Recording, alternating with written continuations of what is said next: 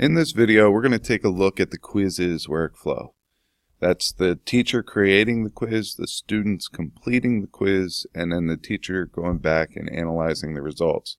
You'll be able to see the dashboard of the teacher and the dashboard of the student and make a direct comparison of what you're looking at and what you want to find in this formative assessment creator tool. Alright, the first thing you need to do is to go to Quizizz.com and either log in or sign up for an account. Once you're there, we'll go over the dashboard. Alright, so this is the dashboard of Quizizz, and on the left is the major tabs that we need to make sure that we understand. You could create a quiz, find a quiz, so find a quiz that someone else made. You could duplicate it and make changes to it. Your quizzes, so these are the ones that you either created or you duplicated, and they will be in your collection folder. Reports, after the teacher signed the quiz, the students will take the quiz and all the data will be found in reports. And then you have collections and you have memes. So if a kid gets a question right or wrong, they have different memes to go with it to kind of keep them interested. In the middle here is the other thing that we need to look at, and this is a search bar for all the quizzes found within Quizizz. And so if you wanted to go search anything, any topic, you could go out there, see what quizzes are already out there. If you like a particular quiz, you can save it and duplicate it as your own, or you can save it, duplicate it, and make changes to it, and put your own twist on things. So the main goal in this tutorial video is how to create a quiz. So we're going to go up to create a quiz, and this is going to pop up. We put a name there, so I'm just going to put test trial 1. That way I know to delete it later. I could add an icon or a title image if I want. I could put it in whatever relevant class it is. I'll just put other, and then we can create a quiz. Alright, so once we've done that, we have a couple of different options. The first option is to create our new question. The second option is to find an existing question. Alright, let's go over creating a new question. So here's our basic layout for each question. You have single answer versus multi-select answer. So single answer means there's one correct answer. Multi-select means there could be multiple correct answers. For this question, let's just do a single question. Here we would type our question. What is 2 plus 2? Down here are our answers, our possible answer choices. So 1, 4, 8, 12. Oops, 12. There we go. If we don't like all these choices to be here, if it was like a true and false, you could just delete the answer choices. If you want to add more, you could add more. And a cool feature is for both the question and the answers, you could add images there if you would like to. One other thing that I want to point out is over here you'll see these check marks. This is so you can select the correct answer. So the correct answer is 4 there. Now if you look at the tag standards, and this is also a very neat option in Quizizz. If you're grading by standards or by competency-based learning practices or a benchmark or anything like that, you can put this into the standard here, and that will help you organize things when you look at the back-end statistics that after the kids took the quiz. So if we wanted to say, did little Johnny meet the standard for this, you could go into this quiz and see how many he got right. If he got all 3 of those questions that pertain to that standard, then you could say yes, he has a background knowledge or an acceptable amount of knowledge for that standard. The other thing I want to point out is time. I rather have students take their time, get the correct answer, than to try to guess the correct answer. So I might select a longer time period for this. We'll give them 60 seconds. If they get done in 2 seconds, that's fine.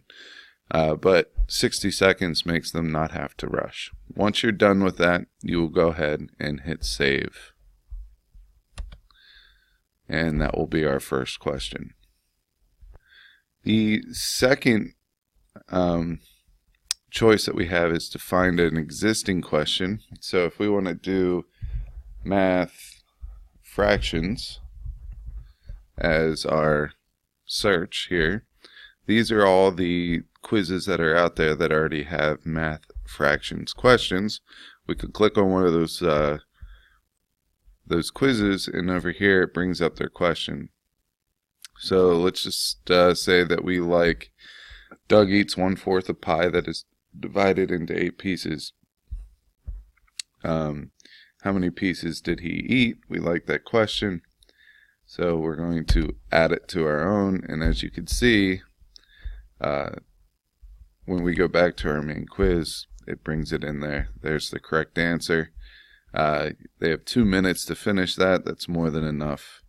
And that's pretty much it. So you would just choose between creating a new question, finding an existing question, and until you are done with your quiz.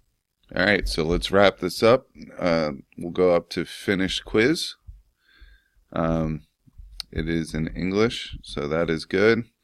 And for this one, let's just put 9th grade, and we'll hit save. And then it's going to bring you up to this background information on your quiz. And we have several selections here. We could host a live game. So if all your students are in the classroom and you want to have one big game, you can do that. If you want to assign it for homework, you could do that.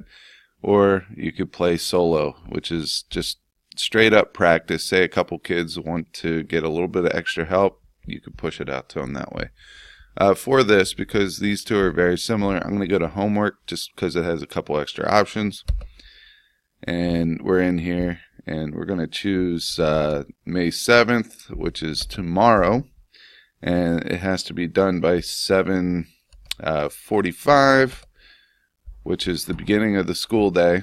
So they have 1 day and 36 minutes from now to play this game. And then down here, I always put when I want to collect data, they require a login. You can limit this to 1 attempt, or you could tell them that they have to take it until they get a certain score.